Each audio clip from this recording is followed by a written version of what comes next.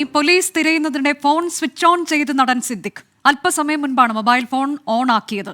അശ്വിൻ പാലാഴി ഏറ്റവും പുതിയ വിവരങ്ങളുമായി. അശ്വിൻ, ഇന്നലെ മുതൽ സ്വിച്ച് ഓഫ് ആയിരുന്നു. ഇന്നിപ്പോൾ എപ്പോഴാണിത് റിങ് ചെയ്തോ? ഇപ്പോൾ എന്താണ് കേൾപ്പിക്കുന്നത്? അനുജ, 24 മണിക്കൂറിന് ശേഷമാണ് സിദ്ദിഖിന്റെ മൊബൈൽ ഫോൺ ഓൺ ആകുന്നത്. 2 മൊബൈൽ നമ്പറാണ് അദ്ദേഹത്തിനുള്ളത്.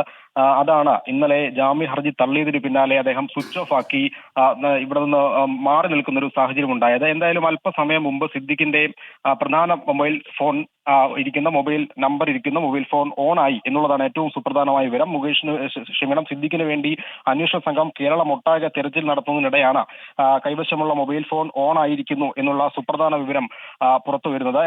പക്ഷേ ഒരു സംശയം, അതായത് 2 ഫോണിൽ ഒരെണ്ണം ഓണായി, മറ്റേതിപ്പോഴും സ്വിച്ച്ഡ് ഓഫ് ആണ്.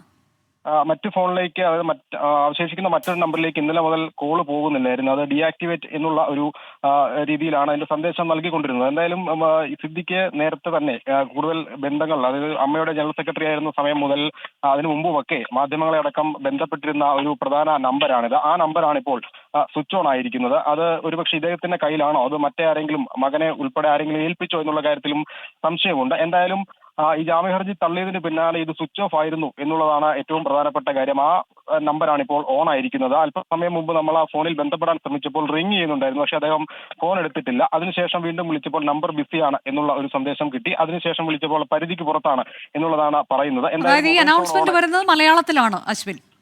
മലയാളത്തിൽ തന്നെയാണ് വരുന്നത്. മലയാളത്തിലും ഇംഗ്ലീഷുമായി സ്വാഭാവികമായി കേരളത്തിൽ അദ്ദേഹം ഉണ്ട് എന്നുള്ളത്, അല്ലെങ്കിൽ അദ്ദേഹത്തിന്റെ ഫോൺ കേരളത്തിലുണ്ട് എന്നുള്ളത് തന്നെയാണ് ആ ഫോൺ കോളിൽ നിന്ന് ലഭിക്കുന്ന സന്ദേശത്തിലൂടെ. ഏതായാലും ഈ ഫോൺ ഈ തരത്തിലേക്ക് മലയാളത്തിലാണ് അതിൽ നിന്ന് സന്ദേശം വരുന്നതെങ്കിൽ പോലും അദ്ദേഹം ഇവിടെ ഉണ്ട് എന്നതിന്റെ സൂചനയായി അതിനെ കണക്കാക്കാൻ കഴിയില്ല. അദ്ദേഹം ഫോൺ ഇവിടെ ഉപേക്ഷിച്ചിട്ട് അല്ലെങ്കിൽ മറ്റാരെങ്കിലും ഏൽപ്പിച്ചിട്ട് പോയതാകാനുള്ള സാധ്യതയും ഉണ്ടല്ലേ?